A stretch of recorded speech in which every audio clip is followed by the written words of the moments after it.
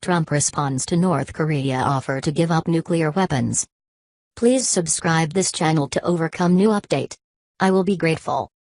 President Donald Trump has responded to North Korea's offer to negotiate an end to its nuclear weapons program, and impose a moratorium on nuclear and missile tests during those negotiations.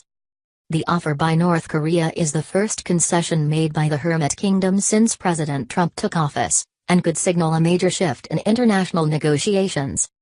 North Korea's offer was made to a senior South Korean official visiting the country in the wake of the Olympics. The Games seemed to thaw relations between the two countries, but North Korea had made no indication it was willing to end its pursuit of arming a nuclear missile.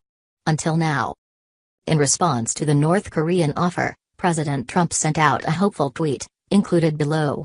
Possible progress being made in talks with North Korea. For the first time in many years, a serious effort is being made by all parties concerned. The world is watching and waiting.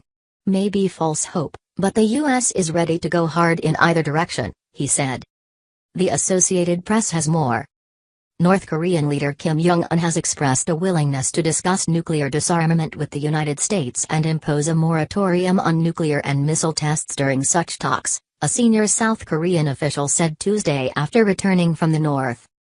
Kim also agreed to meet with South Korea's president at a tense border village in late April, Presidential National Security Director Chung Eui-yong said after talks with Kim in Pyongyang, North Korea's capital.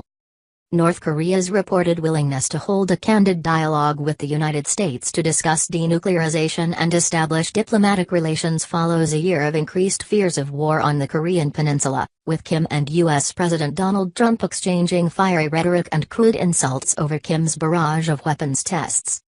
The Trump administration also pushed through some of the harshest sanctions the already hugely sanctioned North has yet faced.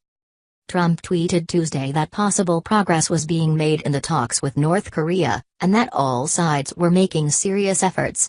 He added, "Maybe false hope, but the U.S. is ready to go hard in either direction."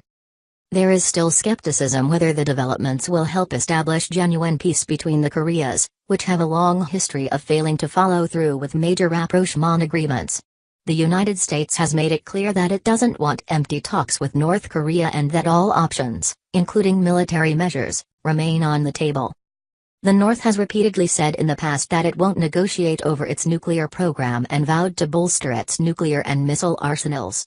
Its apparent about-face might be an attempt to win concessions as its economy struggles under the weight of sanctions, some analysts said, or a way to buy time to better develop nuclear missiles targeting the mainland United States.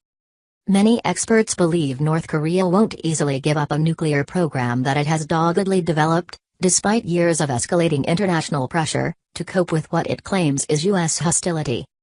Chung led a 10-member South Korean delegation on a 2-day visit to North Korea.